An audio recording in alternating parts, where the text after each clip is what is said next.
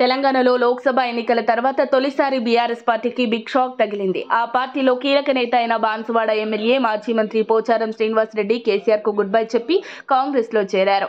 పోచారం శ్రీనివాస్ రెడ్డి ఆయన కుమారుడు భాస్కర్ రెడ్డి సీఎం రేవంత్ రెడ్డి సమక్షంలో కాంగ్రెస్ కండువా కప్పుకున్నారు. శుక్రవారం నాడు ముఖ్యమంత్రి రేవంత్ రెడ్డి, మంత్రి పొంగులేటి శ్రీనివాస్ రెడ్డి స్వయంగా పోచారం ఇంటికి వెళ్లారు. పార్టీలోకి రావాల్సిందిగా ఆహ్వానించారు.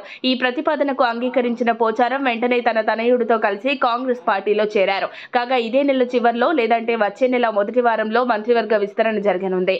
ఈ విస్తరణలో భాగంగా పోచారం శ్రీనివాస్ రెడ్డికి మంత్రి పదవి ఇస్తామని సీఎం రేవంత్ ఆఫర్ చేశారట. దాంతో ఆయన కాంగ్రెస్ లో చేరినట్లు తెలుస్తోంది.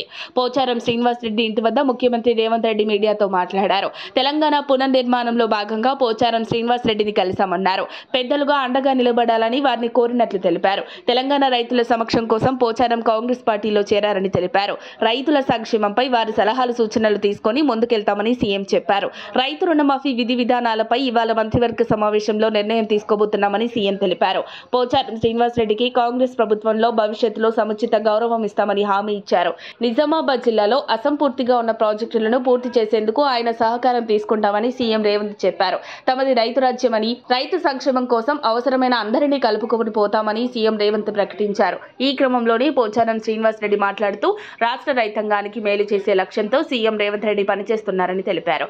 రేవంత్ చేస్తున్న రైతు అనుకూల పనులకు రైతు బిడ్డగా గర్విస్తున్నానని అన్నారు. రేవంత్ యువ నాయకుడని, ఇంకా 20 ఏళ్లు రాష్ట్రాన్ని పాలించే సత్తా రేవంత్ రెడ్డికి ఉందన్నారు. రైతుల కోసం పాటుపడే వ్యక్తి సీఎం రేవంత్ అని పోచారం ప్రశంసించారు. మరిన్ని అప్డేట్స్ కోసం మా కాయ్ టీవీని సబ్స్క్రైబ్ చేసుకోండి. మా వీడియో కనుక మీకు నచ్చినట్లయితే లైక్ చేయండి, షేర్ చేయండి. మీ విలువైన అభిప్రాయాలను కామెంట్ బాక్స్లో తెలియజేయండి.